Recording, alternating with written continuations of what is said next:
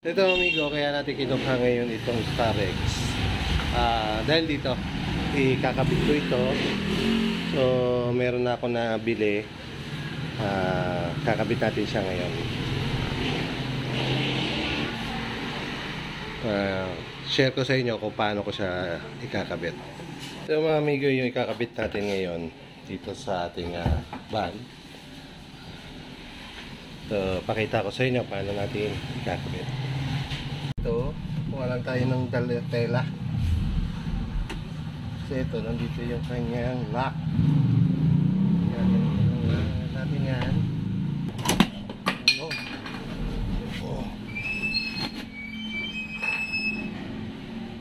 So yun kasi yun yung lock. So ito lang, basa lang gagamitin. So tanggal na. So hindi na natin kailangan tanggalin ito ng buko. So ito lang. Then meron niyang isang screw dito. Ngayon yung ating tanggal nito. Kaya screw na yan. Isa. Ngayon mga amigo. So ibabalik lang natin yung lock. Mamaya tutulak lang natin to. Okay na siya ulit. Dito tayo ngayon sa ito, tatanggalin natin ito. So meron ayan, tatanggalin natin siya.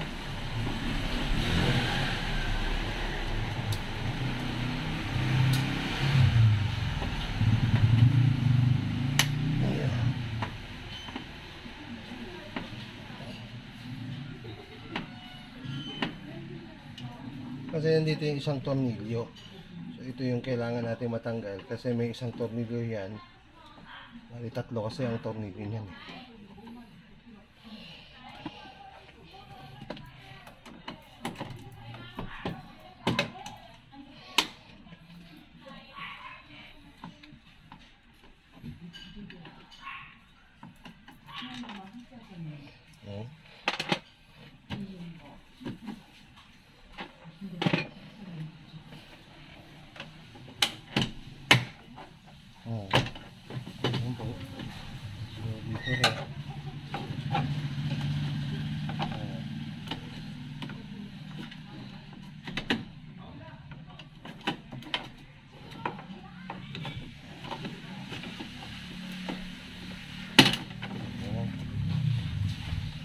Okay na. Mamaya, kailangan ma-shoot natin din na ito. Sige na bit.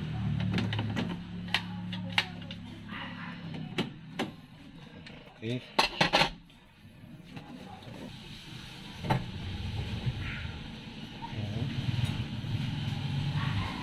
Okay, tatlo yan. Ito yung,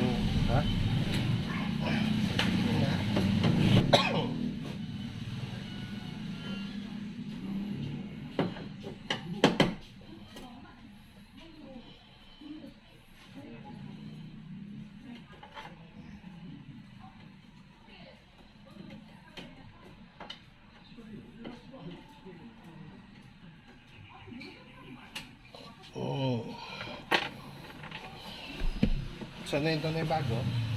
Kakabit na natin to.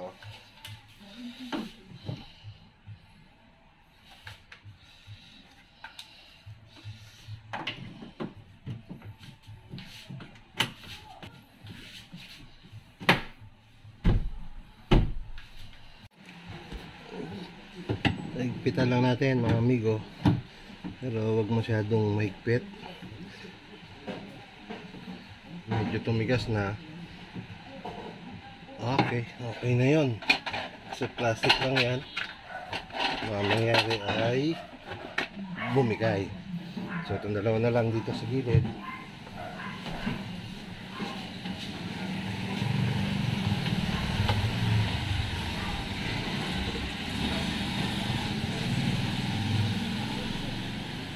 So babalik natin na itong mga dikit na to.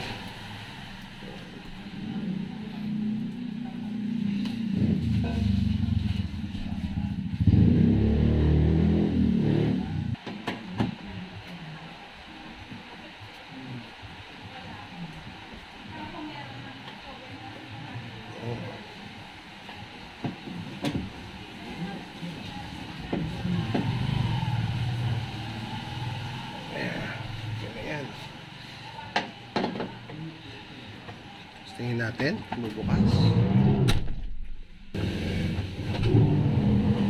Okay na.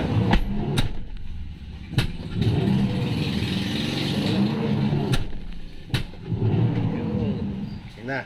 So ikakapitan natin ngayon mga amigo yung pinakahuli. Ito. Yung pinaka-lock niya. Ayan. Kakapitan natin yan. Ito. Yung lock. Ayan.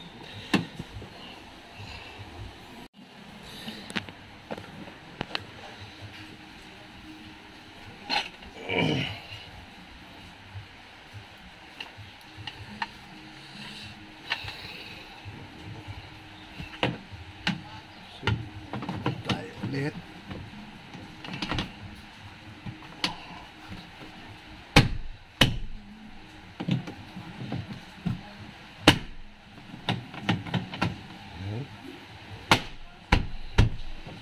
Na.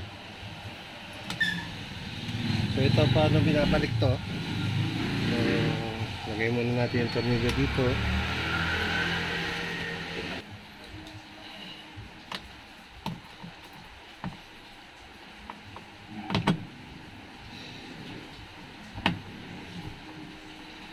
Yan.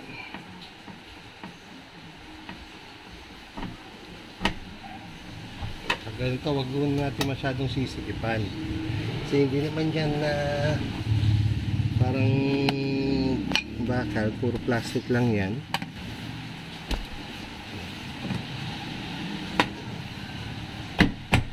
Ano ba? So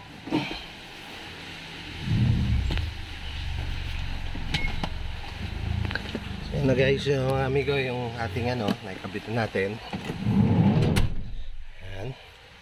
So lock, siya bubukas, no? Ayan, bukas na yan. So yun mga amigo, yung ating yun yung ating lock, naikabitan natin yung pinaka door handle. Yan na siya. Yan ah. Yan ah. So ito yung nabasag yung nakaraan eh. Dahil sa lutong oh. Ito na oh. Sa tagal niya na. So sa tagal niya na yan. Talaga nasisira. Plastic lang kasi ito. Yan. Yan yung dati.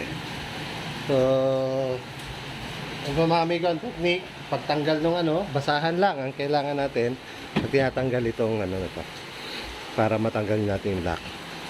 Then tatlong tornilyo lang yan sa dalawa sa gitna. Hindi na natin kailangan tanggalin ng buo ito. No, hindi na kailangan tanggalin yung buo yung sidings na to. Ito lang. Okay na yan. So, see you on my next video mga amigo.